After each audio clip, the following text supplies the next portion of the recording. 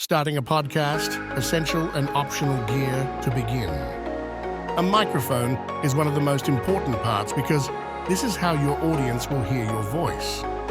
Getting a good mic is one of the most important parts. Everything else you can skimp on, but I can't stress enough the power of a decent microphone. Here are some different examples. USB microphones. Easy to set up, plug and play, and the cheapest routes. There are a lot of decent mics that are USB. You won't have to buy an audio interface when using these, which is a large savings. Audio interfaces range from $99 to the thousands. Using one of these mics will help you put that money into something else, such as headphones or a computer. Some popular examples of USB mics are Blue Yeti, Samson Q2U, Audio-Technica ATR 2100X, and Rode Podcaster. If budget isn't an issue and you want a professional setup, then XLR microphones are the way to go. They offer much higher audio quality but require an audio interface to use them. Some examples of these are the Shure SM58, Rode PodMic, and the most famous of all, the Shure SM7B. Next up on the list is headphones. They help you monitor your audio and catch any background noise or issues while recording. Again, with anything you get what you pay for. You can use any type of headphone to get started, but as you grow, you should upgrade to a better set. Some examples of good podcasting headphones are Audio-Technica ATH-M20X, Sony MDR 7506, and the Beyerdynamic DT 770 PRO 250 ohm. The next and also crucial part you will need is a computer or laptop. Honestly, for just doing podcasting, any reliable computer will do. You'll use it for recording, editing, and publishing your podcast.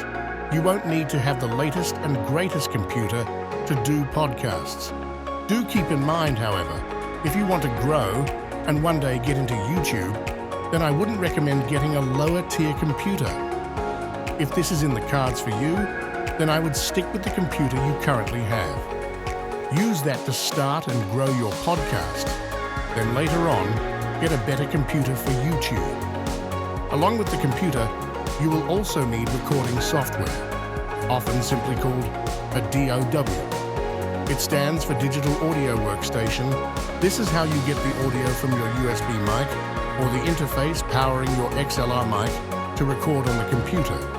You change audio levels, mix the audio, and save your files using the DAW. There are a few options for these. Some are free, some are a few $100s, and some have a monthly subscription option.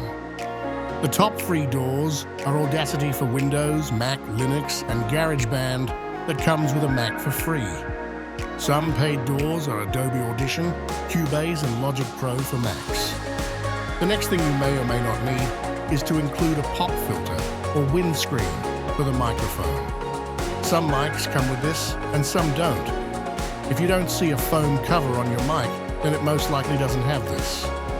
They reduce plosive sounds, like P and B sounds.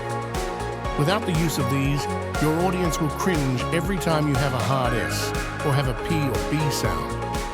An example of one of these are the Neewer NWB3 pop filter. In order to use the mic without holding you, we'll need a desk-mounted boom arm or microphone stand. Some mics come with these, mostly the USB mics like the Blue Yetis.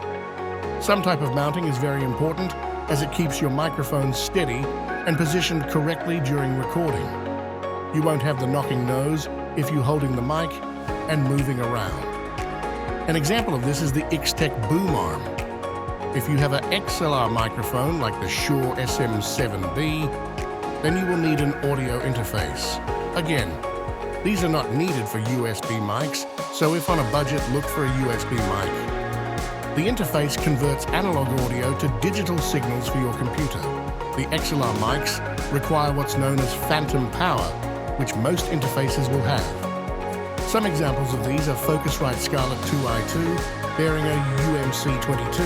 A popular but pricier option is the Apollo Twin from Universal Audio.